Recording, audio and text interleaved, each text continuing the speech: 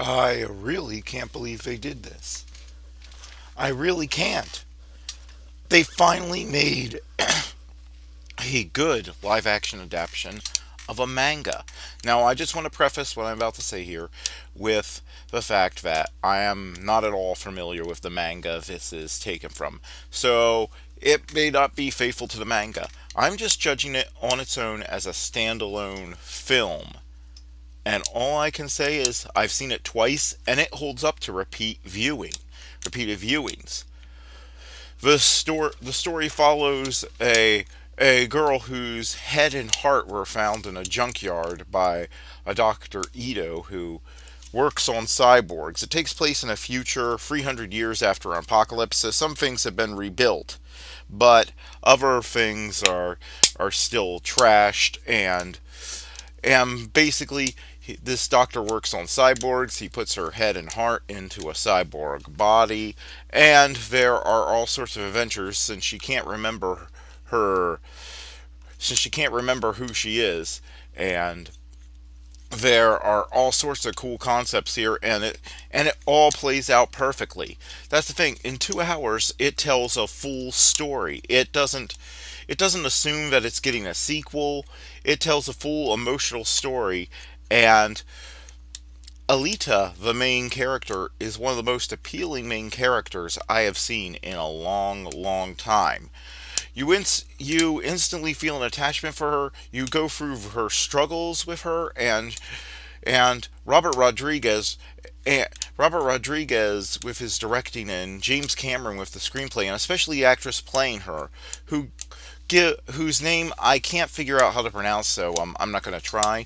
But she gives the best motion capture performance I have seen since Andy Serkis played Gollum in The Lord of the Rings. And yes, this. Yes, she is CGI. Yes, she does have the big anime eyes, which I'm not sure makes sense in this context, since in anime everyone has those big eyes, so nobody comments on them. They don't stand out. Although nobody comments on them in the movie either, so that's good.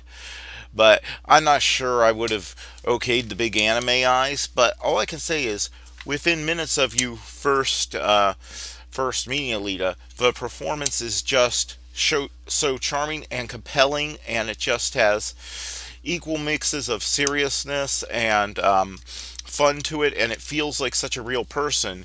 You forget you're looking at CGI. I mean, if you want to break it down and look at screenshots, it's technically you can really tell it's CGI. But the thing is, the actress is so good. It is so amazing that you forget you're looking at it. You just become attached to this character and watching her struggles in this new world and the struggle to regain her memories. And one of my favorite moments is a very quiet moment that comes about halfway through the movie. And yes, the action scenes are spectacular. And the motorball scenes, in particular, the sports scene, the big sports scenes that the movie's marketing revolved around, are spectacular, and some of the most creative and fun action scenes I have seen in a movie in years. But one of my favorite scenes is actually a quiet scene. It happens out about halfway after the movie, and it's mostly dialogueless. I mean, Alita has no dialogue, but it happens after she and Dr. Ida, who brought her back to life, have had a huge fight, and there's been a huge change in the movie. And she doesn't say a word, but she goes through a complete emotional arc in this scene with Ida, and you see that everything's going to be all right between them, and it's just wow, it's just a beautiful scene that movies do not take their time. The thing is, with movies getting longer and longer, they don't take their time for the most of them don't take their time for these quieter scenes. And this scene is just hits you, and it's just really, really good. And it's indicative of the whole movie, really. This is a movie you should see. This is a movie you should see in theaters. This is a movie that I hope more people see in theaters. That I hope makes a profit at the box office, because this is just really good action adventure filmmaking, and it has set a bar that I don't think any other sci-fi action adventure film or comic book film is going to be able to live up to in 2019. I don't see anything else bringing me on board and wowing me the way this movie did.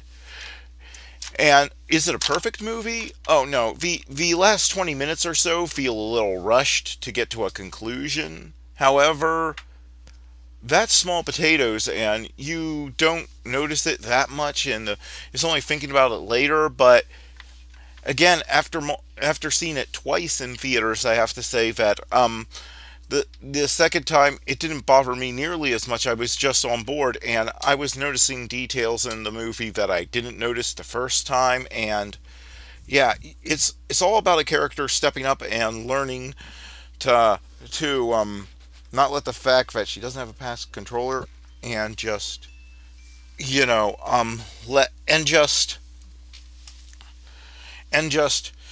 she's a good open-hearted person, and that's what makes her a hero. It has nothing to do with what she's lost or anything like that. She's not motivated by loss or any of those normal things that they say a hero has to be motivated by to make them a all adult. No, this feels like a very adult movie, and some lines in it feel like, I would guess, they are lifted directly from the manga, because they have a very manga like feel to them. And it has dark moments, and it has, but it doesn't let one tone or the other. It just feels real, because in real life we have dark moments beside our best moments. So, and that's what happens in this movie. This movie just and it just has some of the best acting in it that I have seen in this type of action movie in years. So yeah, this movie is just insanely good, and you should definitely see it in theaters. There is no reason not to see this movie. If you see it, everyone I've seen it with so far has loved it, and so get out there and see it if you haven't seen it already, or see it a second time, because it is just that good. I haven't seen a movie that's left this impact on me in a long time. So yeah, this is a 9 out of 10 movie for me, and I hope you enjoy it as much as I do, because this is just really good. And well, that's all I have to say. So thanks for listening, and please see you next time.